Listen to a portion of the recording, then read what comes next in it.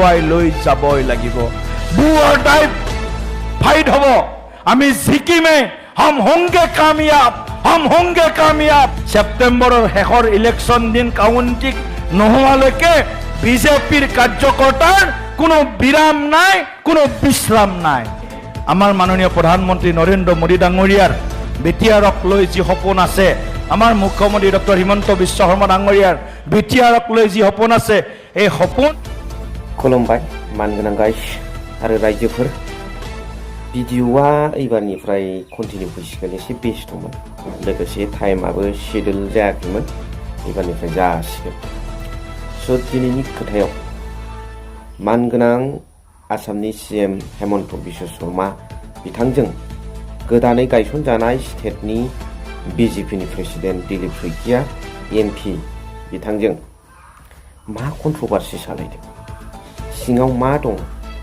फैबाय थानाय 2026नि एसेम्बलि इलेक्शनाव दिलीप शइकिया बिथां एमपिआ बाहागो लानानै हेमन्त बिश्व शर्मा बिथां सारखौ गाख्लायनानै चिफ मिनिस्टार जानायनि लामायाव दं नामा दिलीप शइकिया बिथाङा। लोगोसे बेजों साननो गोनां बाथ्राया नैबे, दा सानैनि कन्ट्रभार्सि बेबो। नाथाय बिनिख्रुइ देरसिन साननो गोनांसिन बाथ्राया जाहैबाय बिटिसिआव बिथांमोनखौ सोर लायहो, आरो लाय होबाय जेला बिथांमोनखौ स्प्रेड जाहोनो, बिथांमोननि साहस, बिथांमोननि बोलोखौ बिटिसिआव गायसनफैनो आरो बेखौ फेहेरनो इसिबां सोर चान्स होखो। इमान चान्स बिटिसि ओनसोलाव बिजेपि खौनो दिसे, जायनि थाखाय बिथांमोना दिनै गावसोरनो गासिबो साहसखौ दिन्थिफैनो सुबिदा मोन्दों आरो बिटिसिखौ कब्जा खालामनो थांगासिनो। बेनिफ्राय देरसिन मा दुखुनांथावसिन बाथ्रा दं।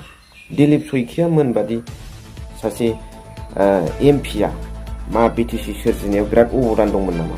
थैथ'थिंसे सान्दुं एसे अखा सिजादोंमोन नामा? बर' आन्दलनाव बिथाङा मा कन्ट्रिबिउसन दं? पुलिस मिलिटारिजों एसेबाबो होसो जादोंमोन नामा? गोलोमदै थरसे गनांदोंमोन नामा? होख्राव फेरनांदोंमोन नामा? बे दिनै गासैबो प्रश्नआ जानानै फैयो।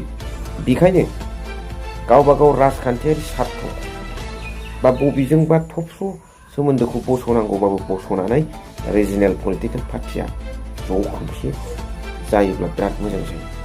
जों सुबुंसो,